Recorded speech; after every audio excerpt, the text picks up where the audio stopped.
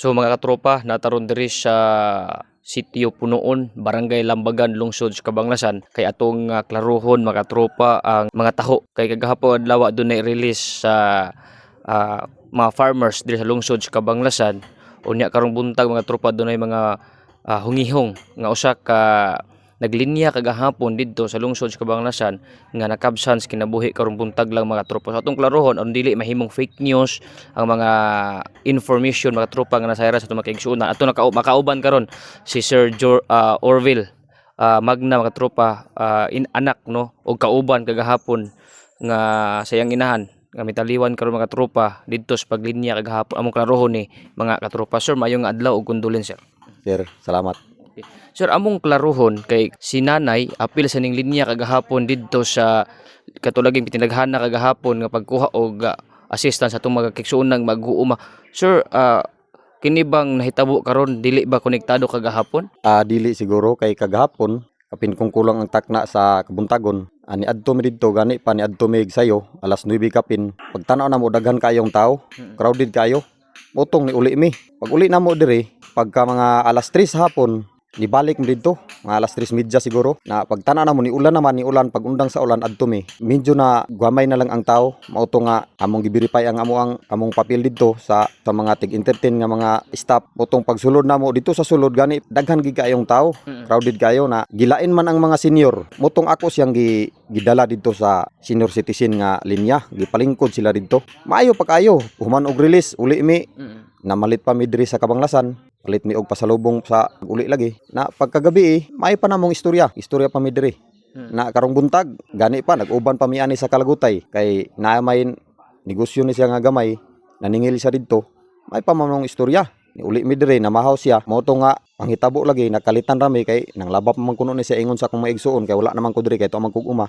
Nikalitra kuno siya ni hikap sa iyang dughan. Pag hikap ni sang dughan naggunit pa ni siya og kining kabo, mutong namumu siya sa kwan sa pirtahan. Pagkamumu ni sa pirtahan, gitabang siya sa akong maigsuon diri. Wala na kaduha na gid daw siya ni hagok diri sa balay. Mutong nga nagtawag og rescue sa Cabanglasan, gidala siya didto. Kabsan gid siya. So si nanay, sir, aduna ba siya balatian nga gidala-dala o doon siya mga maintenance? So, may Naa siya kwan kay kani siya daanan na siya iyang gibati, sige na siya ga-admit. Last year pa namatay ang akong papa, murag magduha pa siya katuig karong October 11 gikan sa pagkamatay na dala-dala siguro ang finding sa doktor sa iya kasing-kasing gid iyang sakit kay dala siguro sa mga stress sa mga panghitabo amo ang pamilya nga ang akong papa ni namatay kay na stroke nya. Sige na siya balik sa ospital, di lang kay mga kaisa, kadua, katulo. Ang kuan sa kuan enlarge ang iyang kasing-kasing, kinahanglan siya og kanang mga tambal dayon taas pod siya og BP.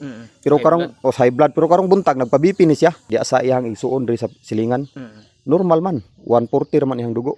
Moto nga kami kumpiyansa mi. Pagbot na gid siguro sa kahitasan nga may ana. pila edad ni nanay? 64. 64. Siguro siya ba na stress lang gid siya si nanay? Stress siguro siya. Stress. Siguro kagahapon siguro nanay stress nga nahitabo sa iya. Pero wala man pod ginagipakita sa mo Baskog man siya. Wala po siya nag-ingon sa ganyan sir nga nasa gibati uban mo dito sa Kalagutay. Wala pod siya nag-ingon nga naa sa gibati. Maayo siya kay gani pa sa mga silingan nga ni Anhidri iyang mga kaparintihan.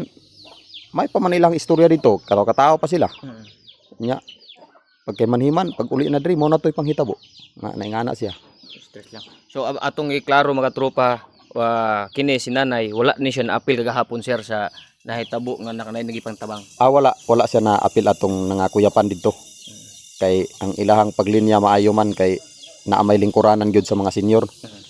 Pero katong mga ibol pa og lawas, gilaing dito sila. Wala man koy nakuha na ni siya nga unsa. Wala pod siya ingon nga naay balatian kay baskog man siya. Ang kabuton gid siguro sa Ginoo moy matuman nga diha ra sa kutob. Wag ite mahimo aton naging dawaton. Okay. So mato mga tropa ang atong interview sa anak. Ato ging giklaro ni aron dili ni mahimo mga katropa nga mo circulate diha nga information o taho atong lungsod sa Cabanglasan mga katropa. Giingon ta nga mabutang sa di pud maayo nga isgutanan diha mga tropa social media. So atong iklaro gitin-aw karon mismo diri sa pamilya Magna mga tropa ang tinuod nga nahitabo mga katropa.